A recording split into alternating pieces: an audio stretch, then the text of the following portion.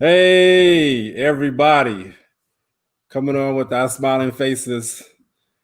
This is Friday, August the 28th, and so glad to be with you all here. I want you to come on in and join us for this awesome discussion. Come on in, shoot us a couple messages.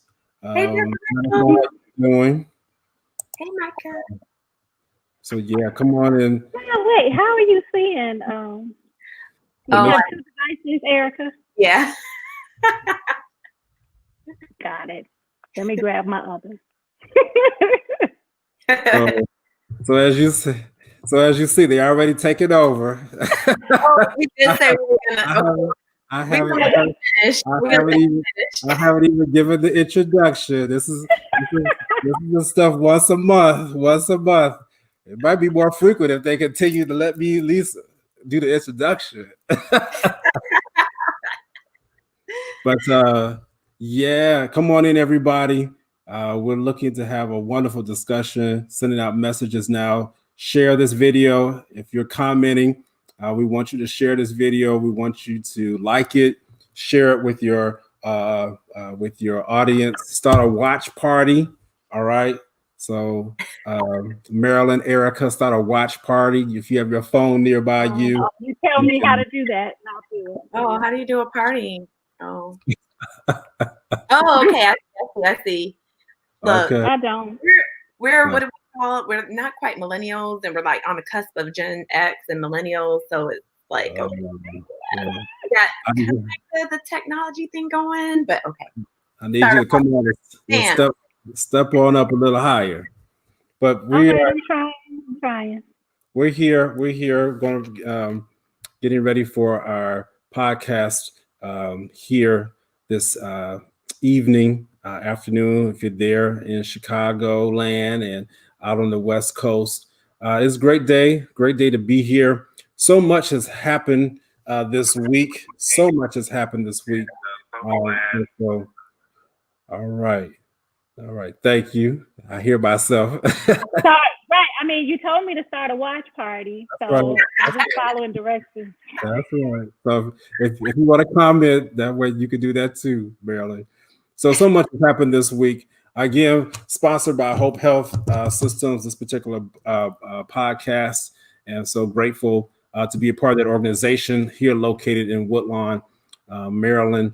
And we are outpatient mental health center that provides numerous services, direct care services. And so we are letting you all know that if you're in need of direct care services, please see us. Hope Health Systems, 410-265-8737 is the number. I'll put some of those things in the comment section. But today is an awesome discussion that we're going to have. And so grateful for people coming on in, joining us. Please comment. As you're coming on in, welcome. I see so many faces who are commenting, who I recognize. So glad to see you all. So please share the video as you are commenting. Today's discussion is called Turbulent Triumphs, how to maintain the mentality of a winner. And so I'm so glad that we're having this discussion today. Again, these discussions that we're having when I'm with Erica and with Marilyn, they are birthed out of our discussions that we have on a monthly basis. And so before I go there, let's just introduce themselves real quick. They don't need a real introduction. I'm going to let them go ahead and introduce themselves, and then I will send you set up, I should say, the premise for our discussion today. Either one of y'all just take control. Don't be worried about me. Oh, wait, okay. For the first time, wait on me. Oh, okay. So we're doing things a little. All right. Hey, you give it over. We'll take it. Hi, everyone. My name is Erica Jarasa. I am a child, adolescent, and adult psychiatrist and the co-partner of Catalyst Therapeutic Services in Durham, North Carolina. I also have a consulting associate affiliation with Duke University. And I'm just happy to be here. I know Dr. Shepard and Dr. Griffin. We've known each other since, well, Dr. Griffin and I have known each other since medical school. And she introduced me to the lovely Dr. Shepard. And we have been friends. We have been supporting each other for several years throughout our careers. And I'm just really happy to be here. So thank you for having us. Hi, everybody. Thank you, Dr. Shepard, for allowing Dr. Draza and I to share the platform with you. I am Dr. Marilyn Griffin, child, adolescent, and adult psychiatrist, also a trained pediatrician. I am currently a behavioral health medical director for a managed Medicaid company. And again, I am excited to be here with my good friends and dear colleagues. Thank you all for joining. All right. Wonderful, wonderful, wonderful, wonderful. All right. So I was going to get an Erica about how she described it, but that's all right. We'll leave that alone.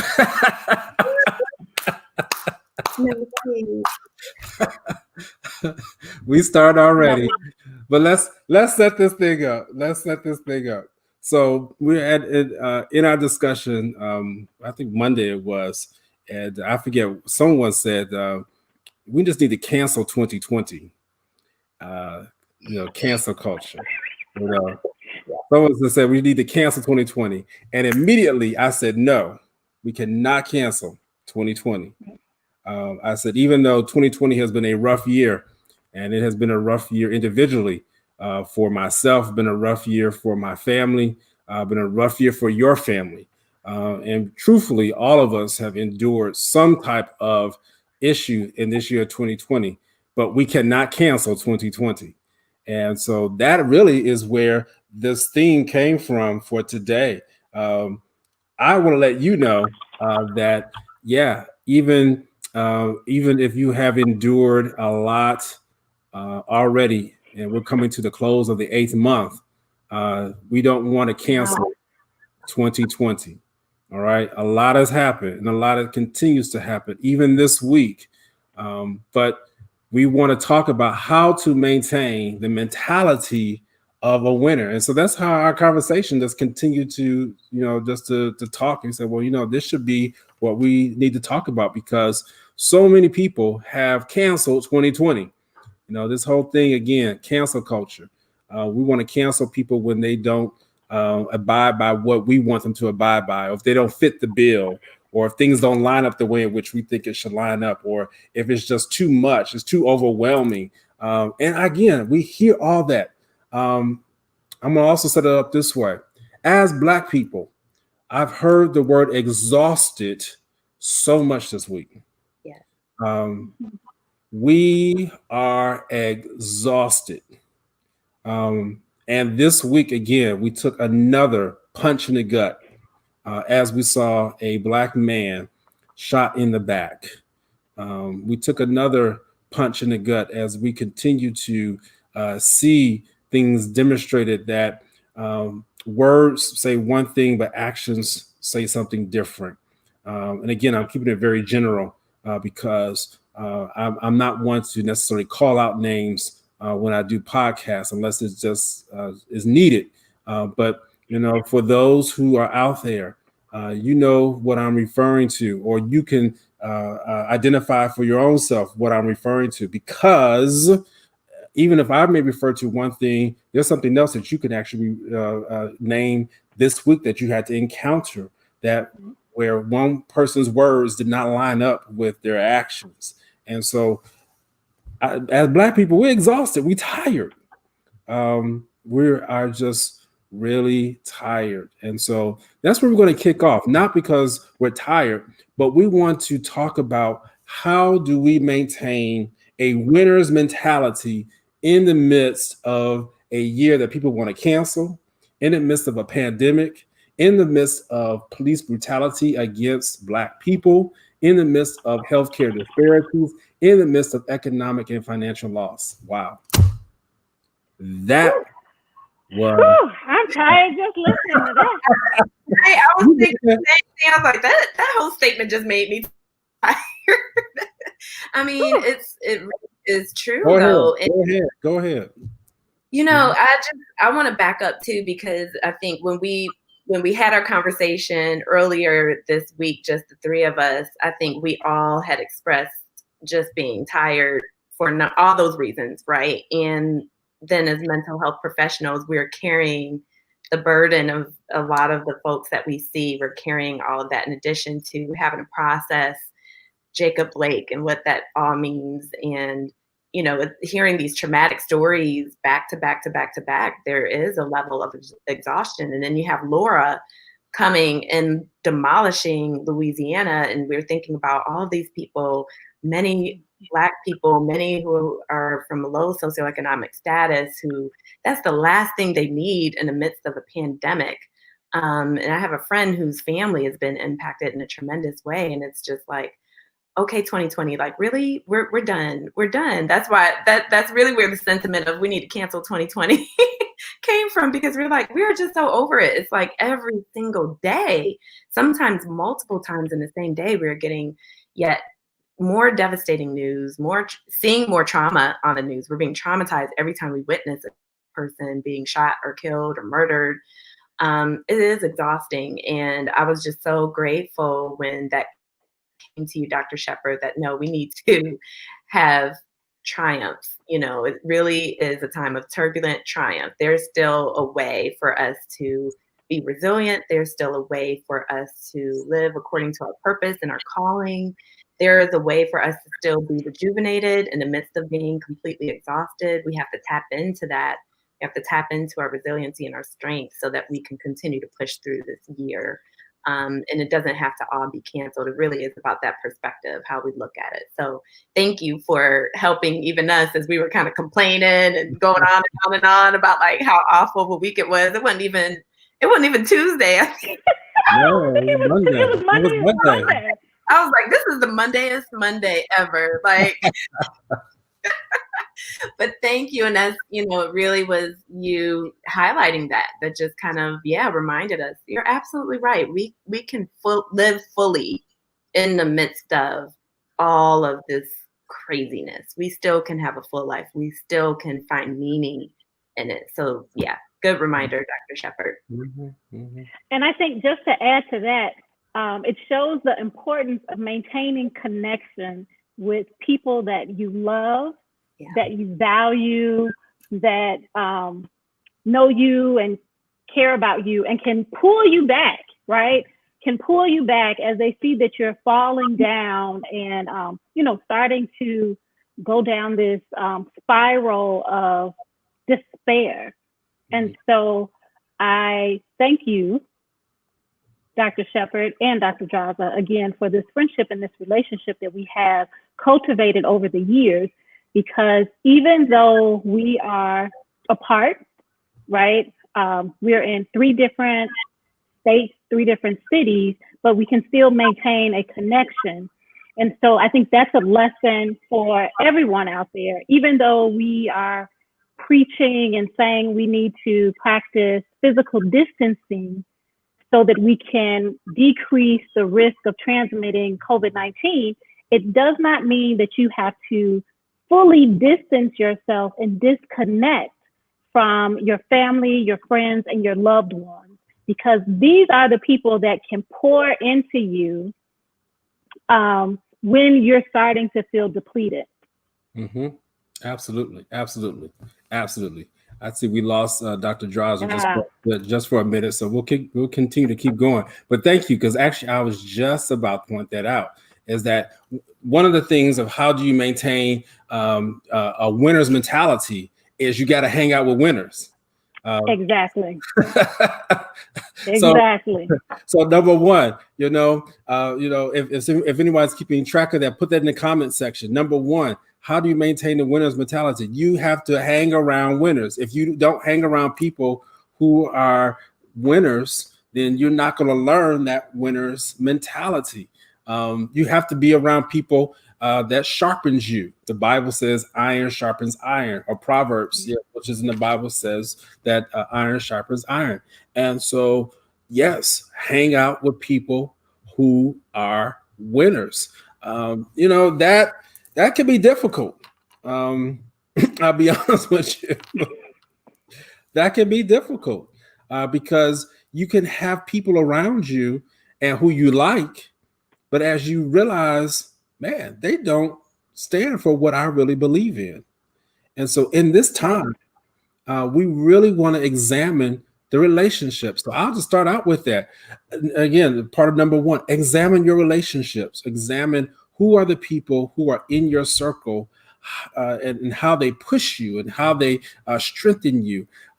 So hang out with people who are winners. Thank you, Luke. That's my buddy out there. He put that in the comment.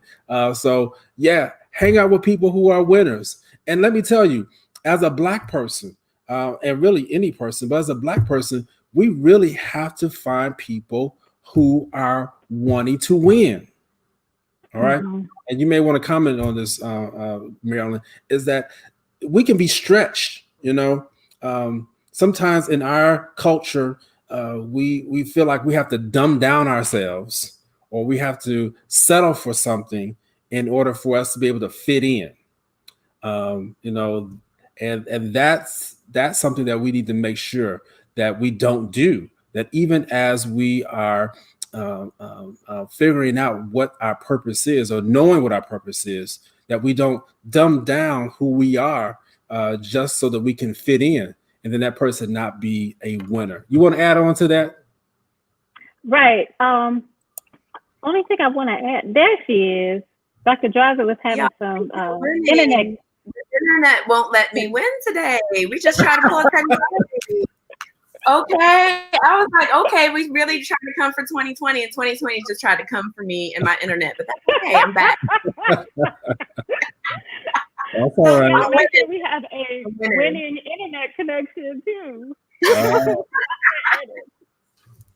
No, people say all the time that people come into your life for, a season.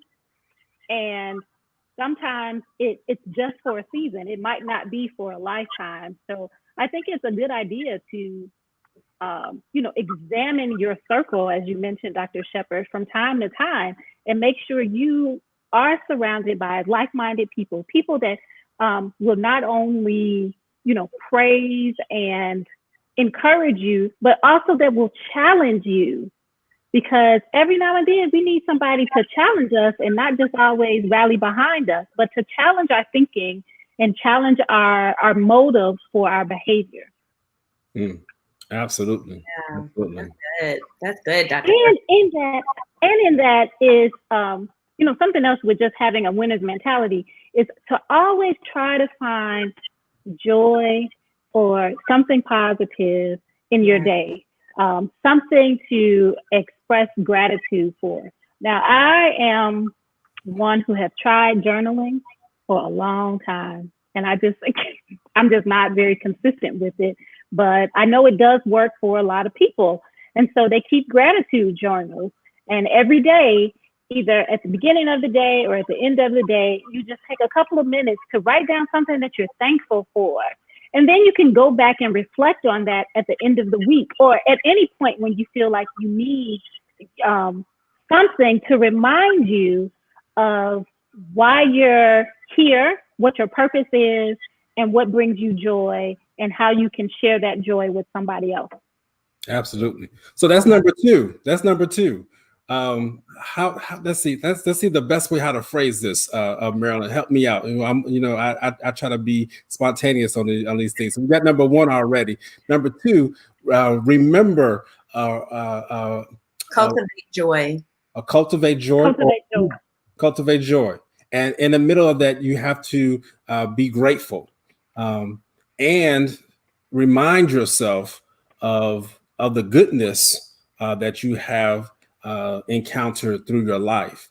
And even if you're writing down things that are hurtful, you can still go back and say, wow, I still made it through that time. So that is very important. That's how you maintain the mentality of a winner, truthfully. Yes. You have to remind yourself that, yes, I had some hard times, but I still made it through those hard times. Again, the mentality, it's all about mental health.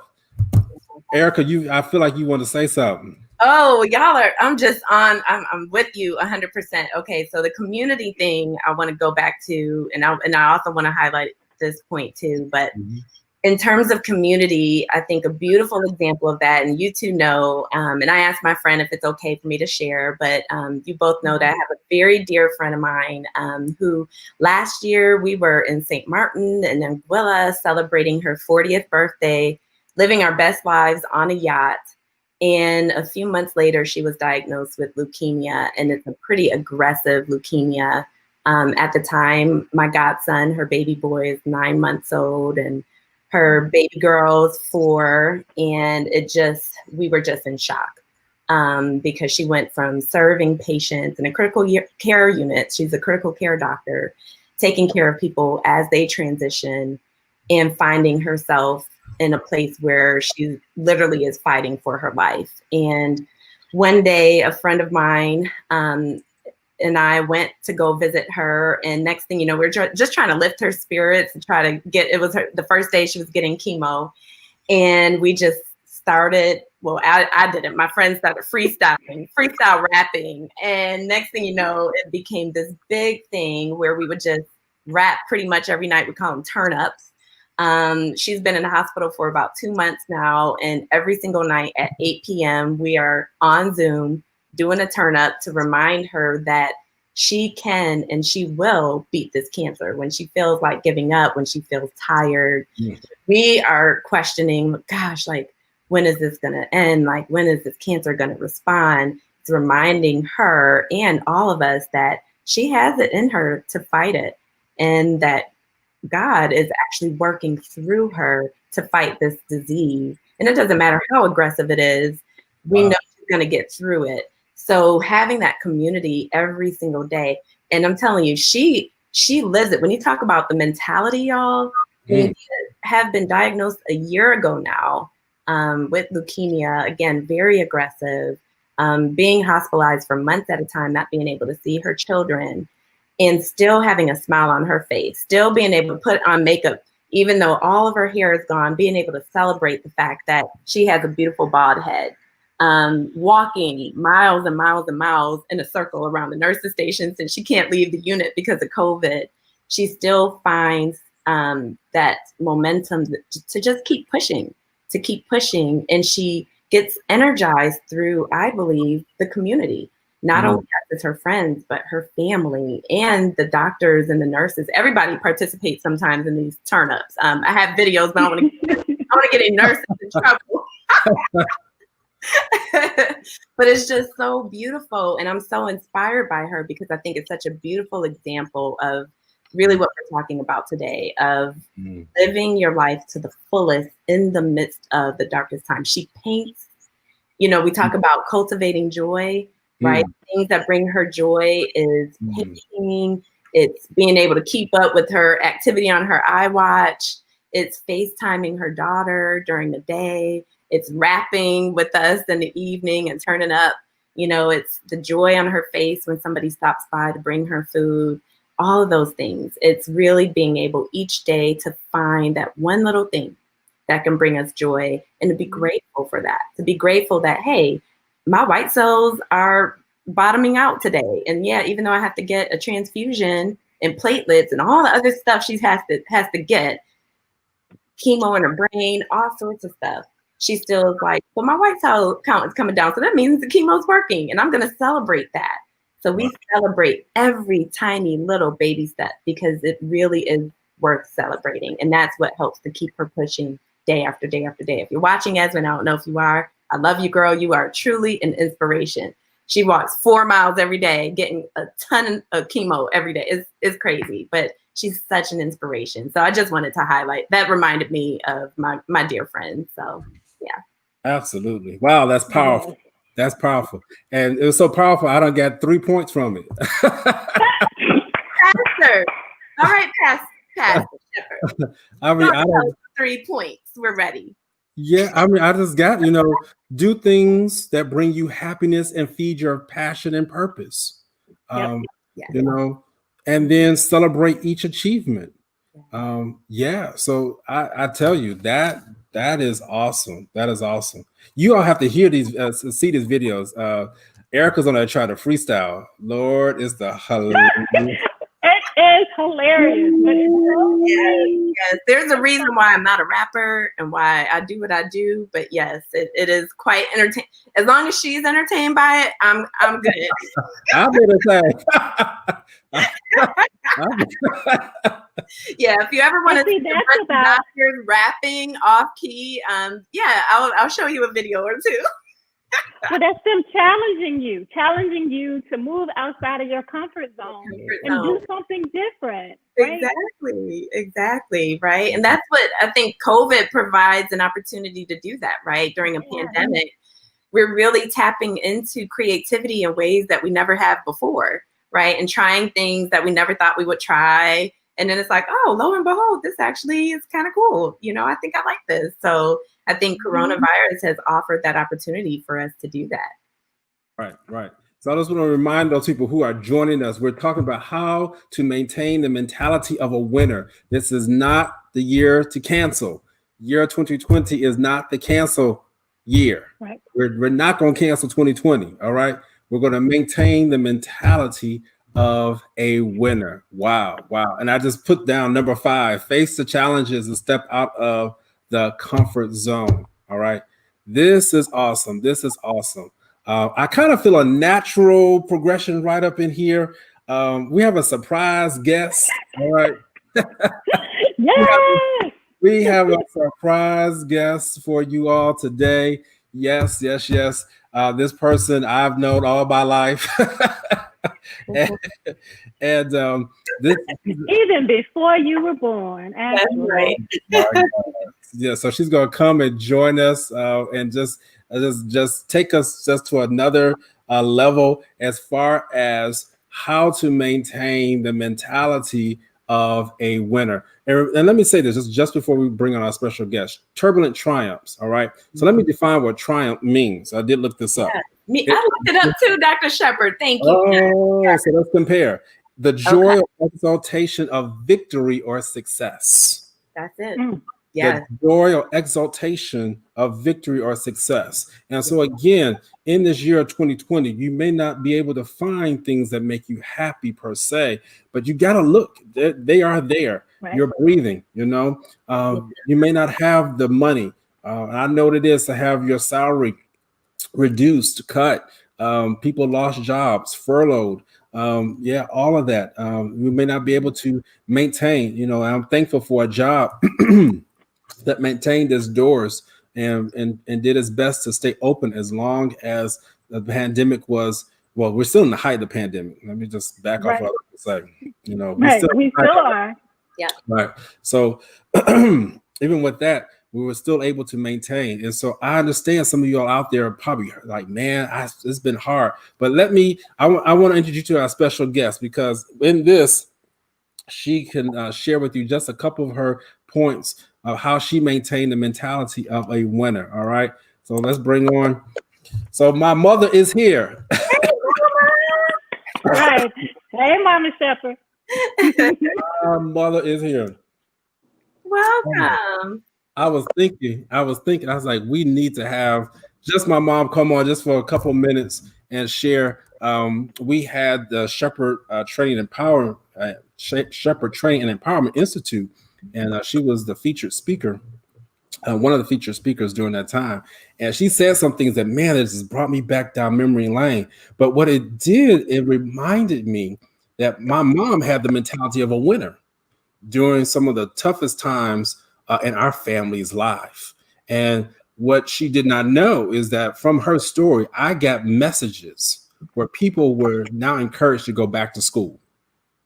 That was tremendous. People who had been battling, trying to figure out, what do I do with my life? I don't know what.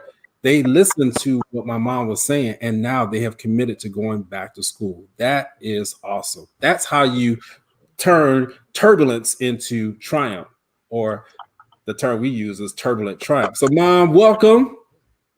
Thank you. All right. So I think this might be her first time on this particular podcast. So welcome to this podcast.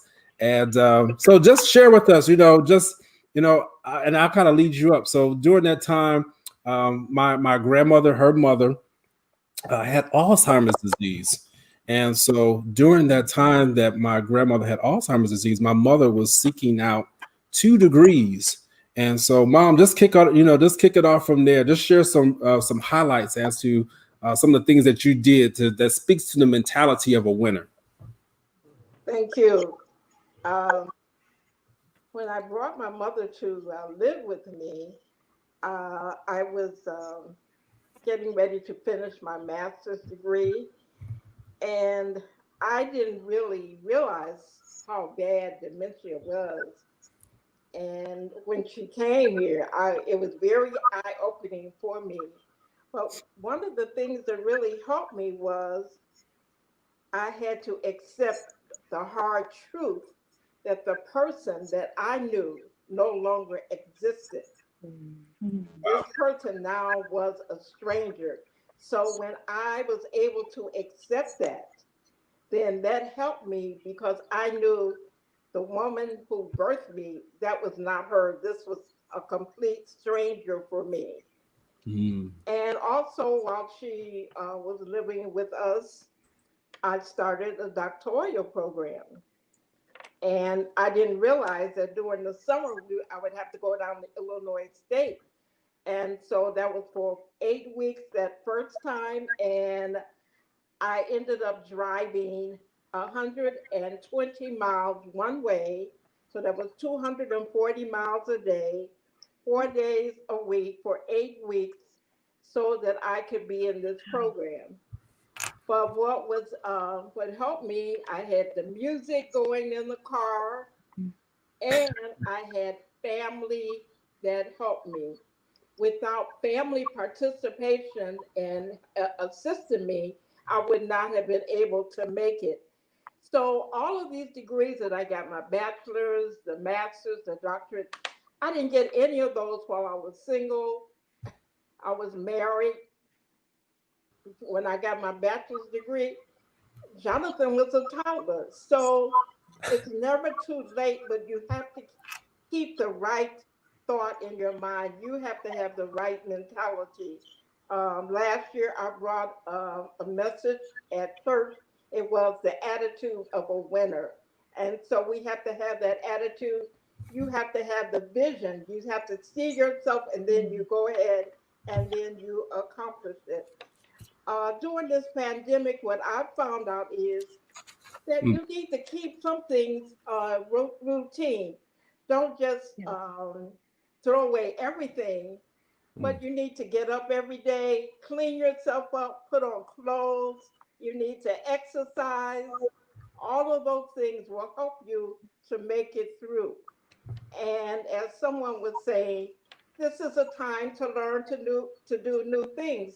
So during this time, I have learned how to cook some things that I never cooked before. So this is a good time to start doing new things. And I'd like to add, you need to turn off the television sometime and stop watching all the news and hearing what they have to say. Just go to a quiet place and meditate, because if you're constantly listening to CNN or whatever, you will become so downcast listening to everything that some of these people have to say in the news media. That is true. Woo! Wisdom.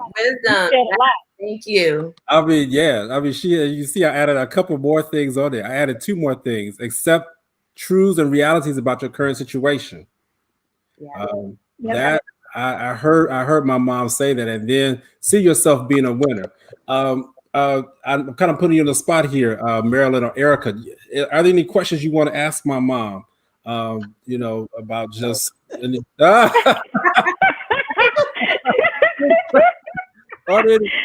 any comments, any questions or any comments about anything that she may have said before we let her go? Yeah, well, I think one thing, right now we are just seeing so much racial tension and unrest, and there are a lot of younger folks watching this right now who may, as you said, watching the news, seeing images of people who look like us being killed, being harassed, it gets very tiring and it's easy to lose hope. It's easy to feel helpless. It's easy to feel as though you're just trapped in a society where things are just not created in a way to look out for us. We don't feel safe in our own communities. We don't even feel safe in our own homes, right? We have Breonna Taylor who was sleeping in her home. Someone intruded and shot and killed her. So how, given your past and, your experience during the civil rights movement, what are some pearls of wisdom that you can give to young people today who are just having a hard time reconciling everything and feeling very hopeless? Well, me looking at this younger generation, it seems as though they want everything right now. They're saying they don't want to do things the way that we did them. They're ready to fight. They want to change. They want a great movement. But they have to remember change is not going to occur overnight, and violence is not the way.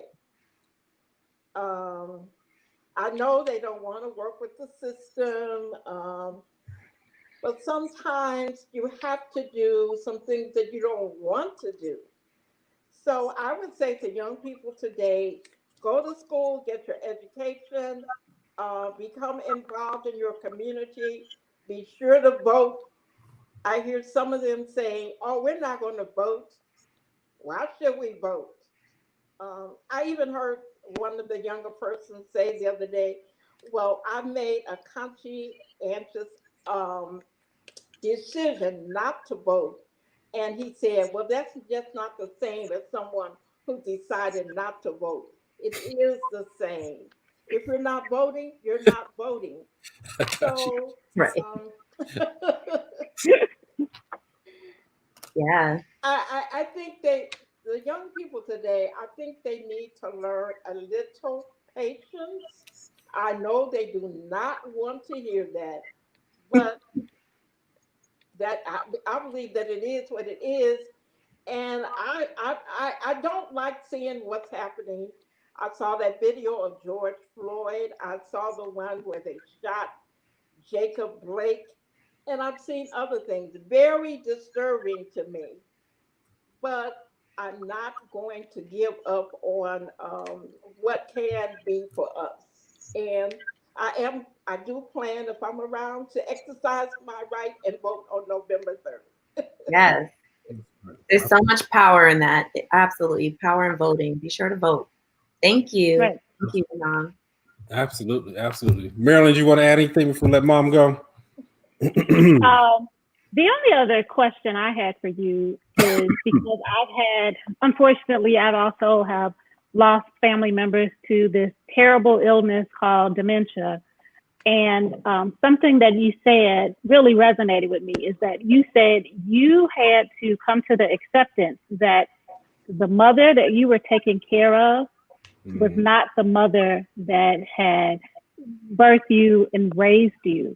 And how did you come to that? Like what was that process like of coming to an acceptance and being able to move forward and still be a caretaker? Yeah. I guess it's because she didn't know who I was.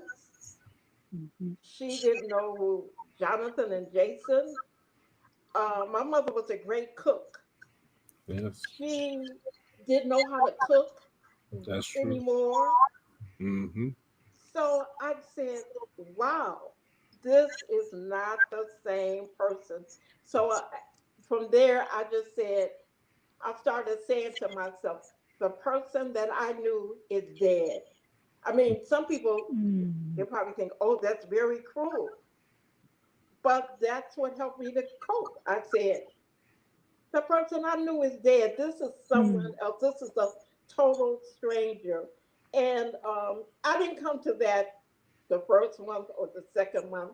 But after she was here like 3 or 4 months, that's what came to me. You got to accept that the mother you knew is that she no longer exists. And I know that is a very hard truth to accept. Wow. Let me just piggyback out. Thank you, Marilyn, for asking that question. Because with that, and if I can just parallel to what's happening now, the world that we have seen prior to the COVID-19 pandemic is no longer going to be there once this is over. And that is so difficult for people to accept. That's why people are struggling with not being able to go to the bars. That's why people are struggling with having to wear a mask. That's why people are struggling with, do I go to the pool party? Do I visit this place? Do I go to my church service where people are going to be gathered in large congregation? So people are struggling because of what you just said, Mom. Right. People are having a hard time digesting that change has occurred. And what I actually was just having a conversation with a group of deans from the medical school yesterday, and essentially this is the process of grief. We are grieving, right? And what do we think about in the stages of grief? We think about denial and shock. We're not taking it seriously. That's why we're hanging out, doing things we shouldn't be doing, and not wearing a mask. There's the denial and the shock of it all. Mm-hmm. There is the questioning. Why do I have to do this? Why that? What if we made changes earlier? What if we actually followed other countries' lead? What if this? What if that? What if we had different leadership? And all the anxiety that comes. Yeah. Then there's the anger. The frustration, the sadness, and the despair. That, oh my God, things are actually not the same, and how do I live with that? There could be a helplessness that sets in, a hopelessness that sets in, but eventually, when you think about the last stages of grief, what do we have? We have acceptance. And being able to accept this is the reality. This is where we are. As Michelle Obama, First Lady, said, it is what it is. Mm-hmm. And then there's the last step, the final step, which is making meaning. So how then do we make meaning out of that? How do we make meaning in our everyday, in the midst of everything, knowing that we're accepting where things are today, whatever trial you may be going through, whether that's a family member or a friend suffering from a devastating illness, to dealing with all the racial tensions, being a victim of that, racial trauma. I mean, it's really, we're all grieving at such deep, deep levels. So that's what it reminds me of Doctor's Shepherd. That acceptance piece really is the closure that we get from our grieving process. Yeah. And just to add to that, with grief, as with this process, it is very individualized, I should say.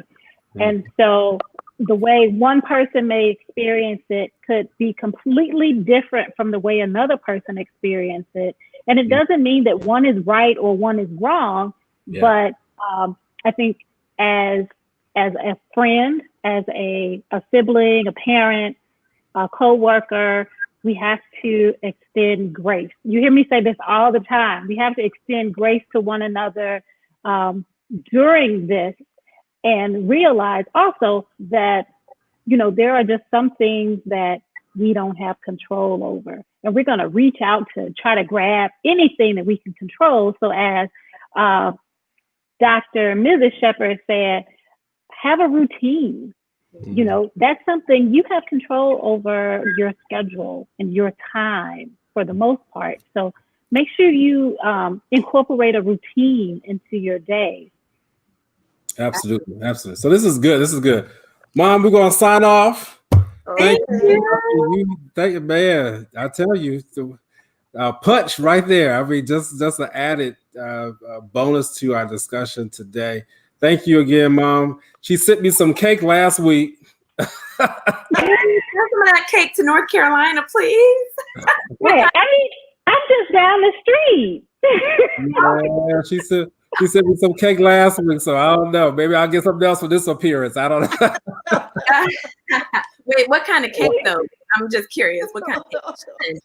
I'm not sure how you describe it. Was it pound cake? What, how do Yes. you describe? Yeah, pound cake. Yeah. I love a good pound cake. I see my aunt is on here, Aunt Jay. She makes good pound cakes too. One of y'all send me a pound cake. That would help. That will help my mentality of a winner, right? That'll help you find some joy. Oh yeah. Cultivates joy. Cake is yes, absolutely. Oh yes. All right, Bob. We'll talk with you later. Thank you. Thanks. Yeah, that was good. That was good. I'm glad we had her come on. Yes. That was a refreshing take to what we've been talking about today. So for those just joining us, we've been talking about how to maintain the mentality of a winner. Turbulent triumphs, turbulent triumphs, turbulent triumphs. So we have talked about so many different things. I've done my best to add those different things in there in the comments section. So these are the different steps that we must take. Let's just comment just a little bit about what has happened today. Today was the 53rd anniversary of the March on Washington. And there was a march or protest today that was led by Reverend Al Sharpton and a few other. I know that was the biggest name that I remember hearing that helped to lead this march. And so there was Black Lives Matter, peaceful protests and speakers and all that on Washington today. And so I don't know if you all have any comments about this, and we'll look at these comments to see how we can relate it to the topic. Turbulent triumphs. We as Black people, we are going through and have been going through. This is not a 2020 thing. Not at all. People, I just woke up. Yeah, you might just woke up, but while you were asleep, all that was going on. I'll let you know. Just because you wake up from your sleep don't mean nothing happened. That's right. Yeah. Yeah. But yeah, anybody want to comment on just what you may have witnessed today, and again reflect it back towards turbulent triumphs? I would just say the parts that I was able to watch today were very emotionally charged, right? It was very emotional to see the families speak of all the people who have lost their lives because they were killed by a police officer. So that was one thing. It really, in a sense, it broke my heart to just watch. But it was a part of the triumph is that they were there and they felt it was important enough for them to be there to represent their loved one who is no longer with us, but to rally us and rally everybody around for the cause. And there's so many causes, right? It touches upon so many different things. And before I pass the mic, I also want to just share that today is also the 65th year anniversary of Emmett Till's murder. And, being Chicagoan, born and raised in this wonderful city that I love, that's going through its own changes.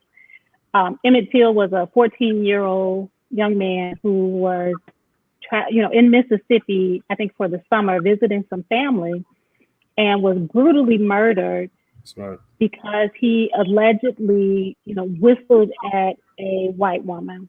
And this woman came out years later and said that she lied. Mm-hmm.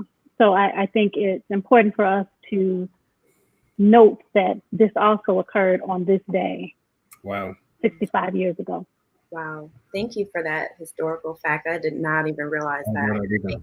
Today, even more powerful. I didn't get a chance to watch yet, but I recorded it. But I think the first thing that came to mind was I hope everybody's wearing masks because we are already struggling with health disparities related to some COVID, and I really need our people to be safe. That was my first thought. Like, okay, we still marching? Okay, we need to march with our masks 6 feet apart. So that's my prayer. I'm gonna go back and watch and just pray that that's what happened. But The majority had masks on. Good. I was hoping so too, because there was an event that occurred last evening. Nobody had on a mask. Yeah, well, the HHS secretary did. Health and Human Services. Oh, well, that was probably the only one. I ain't see But it was. awesome. the clip that I saw was the event last evening. Yeah.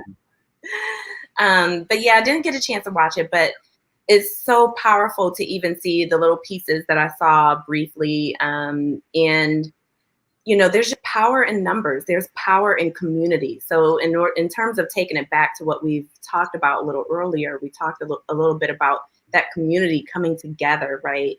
When we grieve together, we can also celebrate together. We can work together, put all of our efforts together to overcome. And I think, by coming together in such a way, again, there's just so much power in that. And when you're an oppressed people, you feel powerless. You need to actually tap into your inner power. And sometimes it's hard to do that individually. We actually have to depend on each other to kind of get all of that energy and that power together to realize how much power we actually do have, even though we've been oppressed for hundreds and hundreds and hundreds of years. It's the power and the strength of community that helps us to push through and helps us to be resilient in the midst of the oppression. So that's what really stands out to me. And it makes me also just think of what our ancestors must be saying right now. Yes, there are lots of things that are not new under the sun. Black men being murdered for no reason at all. Black women being murdered for no reason at all. When you go back and think about like our ancestors on that continent of Africa, before they even got to the slave castle, before they even got to the slave ship, right? And thinking about all of the torture and the trauma that they endured, they must be really looking down and being like, I'm so proud, and it's a reminder to us of just how resilient we are, to think about all of the things that our people have been through. I know I had the honor of going to Ghana and going to one of the slave castles, Elmina Slave Castle, and seeing, literally standing on the ground that my ancestors stood on, where Black women were being raped while people were celebrating and praising God above. It's like emotion, like you said, Dr. Griffin, the raw emotion, the anger and the despair and just, helplessness and just, I felt rage as I walked through that slave castle. And I remember crying and just like literally having such an intense emotional state. I was like, if you are not an African American, like, don't look at me right now because you don't understand what's happening emotionally. But I could tell you what, towards the end of that tour, I felt such a sense, especially when I saw that door of no return, I felt such a sense of just power. It really was power and strength of like, oh my God, my people endured all of this before they even got on a slave ship, y'all. And to know that I am like my ancestors' wildest dream, like I'm standing here, I've gotten a whole education, I'm a physician, and was still able to overcome because of our people, because of those people protesting, surviving slavery and Jim Crow and all of that. It's like, we are resilient people. So it's being able to tap into that resilience, I think, and reminding ourselves that we are capable of overcoming even what we see today. Wow. That's number 9. Resiliency. What was number 9? I don't even know. I said a lot. Resiliency. Yes, resiliency. Yeah, absolutely. Black people are so resilient. Yeah. Black people, indigenous people, people of color, we are some resilient people. Yeah. Absolutely. Yeah. And we have to remember that in order to maintain the mentality of a winner, because some may even say going into slavery or being sold as a slave meant that you were now a loser. But no, you weren't a loser. You actually did what you had to do to maintain your ability to live, and that's what they did. They maintained their ability to live, even when people didn't do them or treat them right, or treat them as the living human being that they were.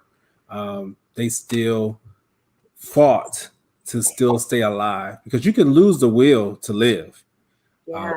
And so that's what we have to continue to remember. There's one question here that I want to answer before we get off of here today.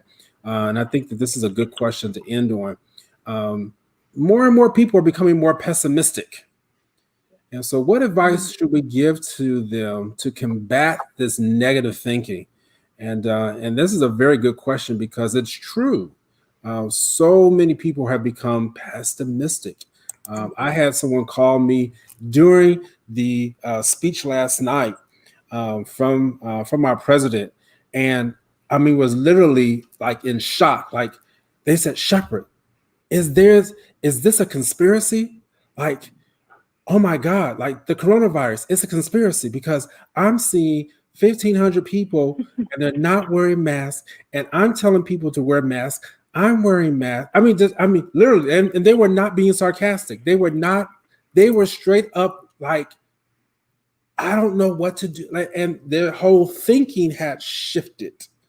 And that certainly wasn't negative, but it was one of, I don't know what to believe anymore. Confusion, which then could lead to negative thinking because, well, who cares? So, what advice do we need to give the people before we leave today, so that we can combat this negative thinking that has permeated our people and permeated our country? So I think something that your mother said, I want to restate, and that is sometimes you have to turn off the TV. Sometimes you have to give yourself a media and social media break, because you have, again, these are things that you have control over. You have control over what information you allow to come into your life and that you allow to watch or to witness. So, turn off the TV, turn off the news, get off social media, and just give yourself a break and some time to enjoy just being and cultivating a new skill, a new habit, something that, we talked about already, something to cultivate joy and happiness within yourself, and to reinforce some of the relationships that you already have, surrounding yourself with winners, those that will encourage you, that will support you, that will challenge you. Yeah. And I completely agree. And to piggyback off of that, how do we control the pessimistic thoughts is we don't give them power. Sometimes we do have automatic thoughts that just come up that are negative, automatic assumptions, automatic fears, right? And sometimes it's catastrophic thinking continues to go and go, and we're thinking the worst possible case scenarios all of the time, and that is very overwhelming. So I think the first step is to ask yourself, how are these thoughts even serving me? If I'm thinking in such a negative light and a pessimistic light, is this actually helping me in any kind of way? Is this serving me? Is it serving any kind of purpose? Odds are it's not. So what we want to do is we can acknowledge those thoughts are coming and just detach from them, almost as if you're watching a wave at the ocean, at the beach.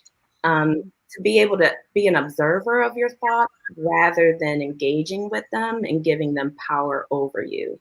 So in the same way that we can control what we see and say, okay, I'm turning off social media, I'm turning off the CNN, we need to learn how to turn off that negativity too. And part of that is, again, not giving it power over us, to be able to say, okay, that's a negative thought that's actually not helping. What's another way to look at it? I'm actually drinking out of a cup right now. I don't know if you can see, it says half full, half empty. I love this cup because that really is perspective framing. It's shifting how we are viewing a situation. There's always multiple ways of looking at it. So again, acknowledging, okay, those are negative thoughts. They're not serving me well. I'm not going to give it power. Let's see how we can reframe, refocus, so that we can really focus on the things that are actually going to cause movement, that'll cause us to feel better, to have joy, to rejuvenate us, so that we can keep pushing and keep fighting, keep serving, and keep living our calling. And along with that, Erica, is always challenging that thought, right? Mm-hmm. And is that thought a fact? Yes. And if it's not a fact, then we need to replace it with something that is. Yeah. And this is a part of a type of therapy that we use all the time in treating anxiety and depression and other mental health disorders, called cognitive behavioral therapy. It's where you train your brain to pick up on these automatic negative thoughts that Dr. Draza was talking about and challenge them and replace it with another thought that will serve you, that will, help to provide some joy and bring you out of whatever you were in that was causing these negative thoughts to be. That's right. So hashtag fake news. You can say that to those negative thoughts. Okay, is this a real thought? Is this really truthful? Is this factual, or is this fake news? If it's fake news, okay, we're going to disengage because we don't have anything to prove that thought, and it's not going to lead us to any kind of positivity. So hashtag fake news. That's good. That's good.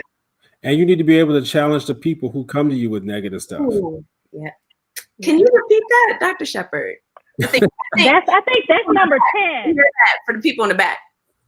You need to be able to challenge the people when they come to you with negative thoughts. So many times we allow people who are negative to poison our well.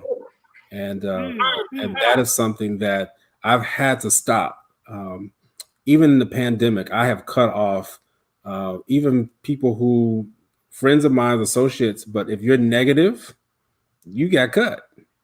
You just got cut. And it was nothing personal. But if you're coming to me with all types of stuff that not serving well, again, I was going through a time. I just lost my grandmother. This is my father's mother, not my mother's mother. My grandmother in December, my 7-year-old nephew in February. Then the pandemic hit in March. And, not because of circumstances, but circumstances did present in a way in which, no, you need to get your stuff together. Make sure that if people who are around you are not on the same path as you, you need to cut them off. And nothing personal, but when you go through life circumstances, it will teach you, all right? It will teach you what you need to do to make sure that you can excel. Some of the stuff is just baggage, excess weight. And so when people come to you, back to what I said, but that negative stuff, that's just baggage trying to attach itself onto you, and you need to learn how to cut it off and cut them off. And somebody, maybe that's my husband. Well, I'm about saying cut your husband, all right? Or maybe that's my wife. Cut my wife. I ain't say all that. All right. I heard somebody out there. I didn't say that. You have to know. And that's a true statement now, because again, I work with people, and I've seen it where people complain, well, my wife, my husband, they just so negative. Every time I want to present something, they just shoot me down. No, that's not right. We have to learn how to be able to push each other, even when we don't understand. Let me say something about that too. Even when friends don't understand what you're doing, if they're your true friend, they will be willing to listen and be willing to say, I don't understand what you're doing, but I'm here to support you and to encourage you. That is where true friendship is. And so those are people you want to keep around, not the folk, well, I don't know why you try to do that anyway. You ain't got no money. You just feel that. Now, how is that helping to push me to where I need to go when you reminded me? I already know what I got. Okay. But we also want people who can challenge us in ways that help to support us, so we don't have to co-sign everything, although I will sometimes co-sign. You see Dr. Shepard looking fresh, like I may have co-signed that purchase, right? But if he's trying to really tell me that he's trying to save money, then as a friend, I may need to challenge him in a loving and kind way, so we don't want to search for friends or only co-sign and just the co-sign, but really knowing that people, and you know the intentions of people when they're walking alongside of you during triumph or during your turbulent times, right? They don't leave whenever you're dealing with one or the other. You have folks who get quiet when they're turbulent times, and that should let you know. If you have people who are quiet when you're celebrating and you're in your triumph season and they're silent, then that should let you know something too. So it's really being able to walk with each other during the trials and the triumph. Absolutely. Woo. All right. Amen. All right. We're going to bring this down to a close. We have done this, and they didn't overrun me this time. My, you know, and I told her, I said, now we got a whole show without me cracking a joke or what.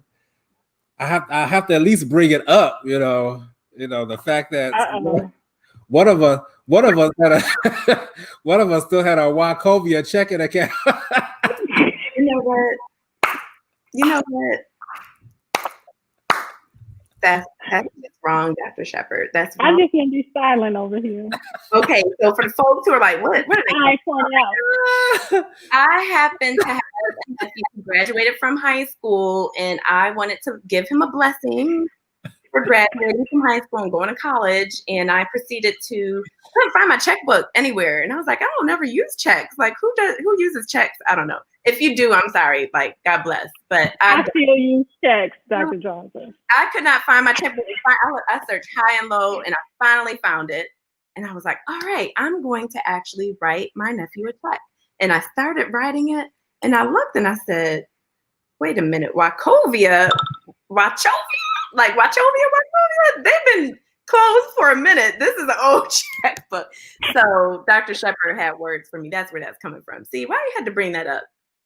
My cousins, I have cousins, I have young people, millennials on right now. They don't even know what Wachovia is. This is before their time. I told you, I had to, you know. So that's a shame. See, we were doing so well. You see this, Dr. Griffin?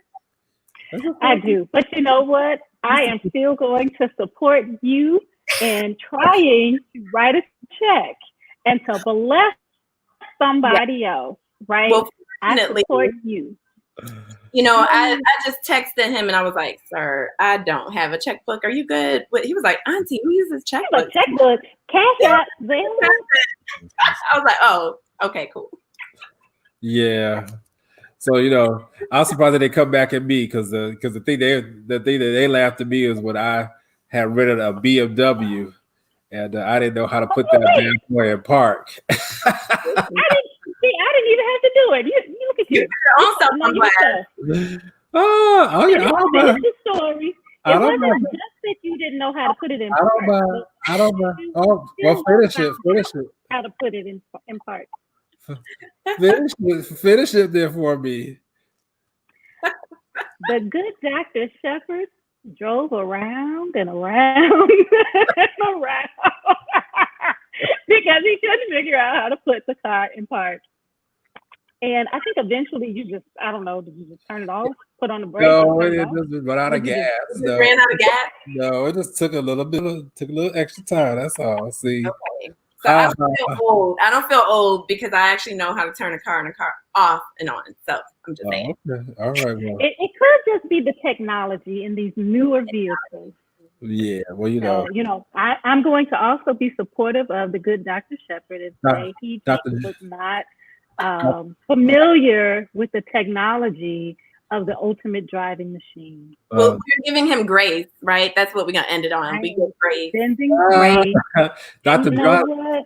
I told you I was gonna wear this T-shirt today, so I am. Oh, I love it. Oh, and it's sparkly. I love all things sparkly. That's cute. Rooting for everybody Black, including my two dear friends, Dr. Jonathan Shepard and Dr. Erica Dropper. Yeah. All right. Good. All right. We just want to have a little light moment at the end of such an awesome discussion here. Make you laugh just a little bit, and so that helps. That, a laugh is a good way to show that you're on the winning side. All right. Got to be able to laugh at yourself. All right. And absolutely. All right. With that said, thank you again, Marilyn. Thank you again, Erica. They'll be back on the show again next month. All right, we'll batten down the hatches again and get ready for another live discussion. Thank you again, Hope Health System, sponsoring this time. Again, we are located in Woodlawn, Maryland, 410-265-8737. You need to tap into direct care services so you can maintain that mentality of a winner. Give us a call. We'll do you some good. All right. Until next time, next week. All right. What you say? Wash your hands. Wear a mask. We're still in the midst of a pandemic. Thank you. All right. All right. Social and physical distance. Again, I like physical distance a little bit better than social distancing because you can still maintain some type of social relationship with people. And vote. Register to vote. Thanks, Dr. Shepard. All right. What else y'all want to say? You see how they are? I'm trying to have the last word, but no. You know, that's why I got to joke there because they always want to have the last word. Oh. We'll see y'all later. Good night. Have a wonderful weekend, everyone.